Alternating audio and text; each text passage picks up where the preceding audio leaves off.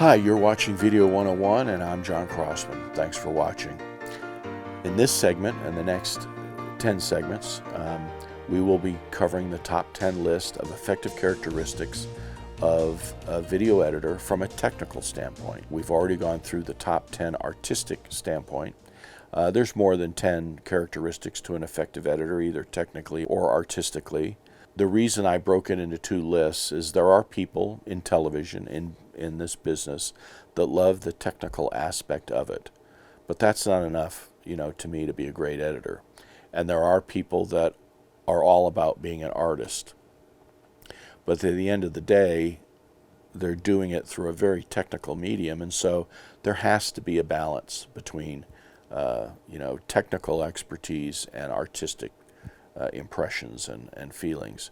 And frankly, if you don't have at least some technical chops, it's going to be difficult, if not impossible, to fulfill your artistic vision of your work, because it is so dependent and tied into technology. So the top 10 list you can see there. We're going to talk in this video about number one, which is understanding the basic workings of a computer. Understanding RAM, motherboards, video cards, displays, and the speed and the power needed to do the kind of work you want to do. I've used both PCs and Macs extensively. I've been more of a Mac person in probably the last 10 or 15 years, but I used a lot of PCs in my time. If you have the right computer, either one will do it for you. Apple has Final Cut and Logic and a few programs in this industry that only run on their computers, whereas if you do Adobe or Avid, or you can use either platform. Vegas, I think, is strictly Windows.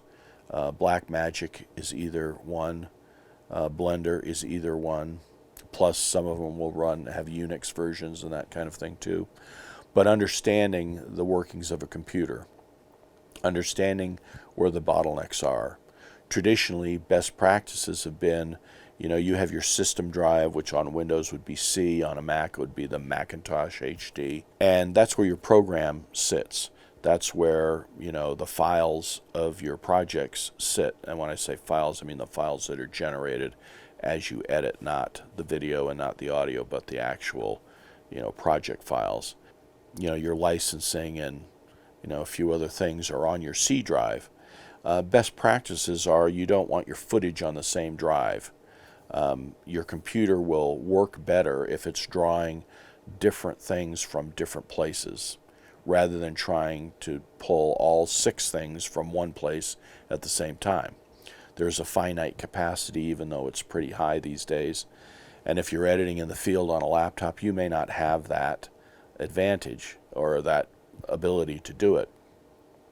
I traveled a lot over the course of my career, edited a lot in hotel rooms and behind stages at convention halls and all that. And sometimes I could bring my huge desktop, but most of the time I was using a 17-inch MacBook Pro, and my footage would be on an external drive attached at the time using FireWire 800, which was more than adequate for standard def footage.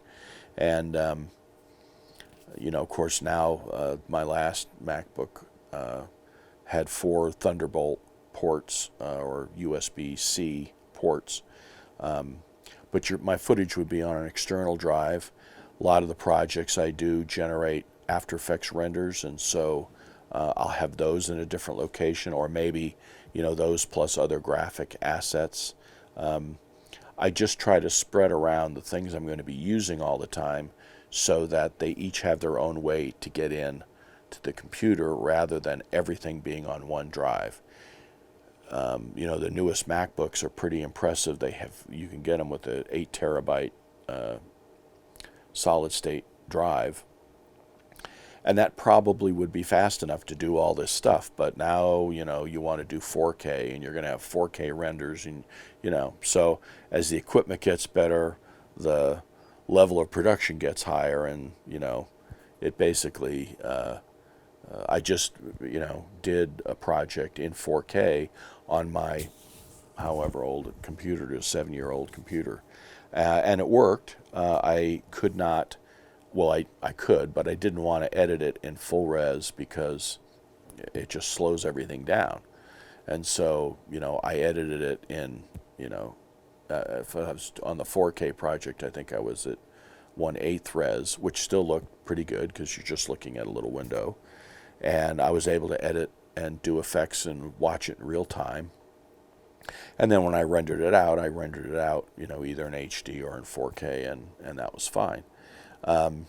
So understanding, what you have to do your job from a technical standpoint, which is your computer, is important. So those are things you need to learn. In the next video, we'll continue our list of technical aspects of an effective video editor, and that's understanding video basics. You're watching Video 101, and I'm John Crossman. Thanks for watching.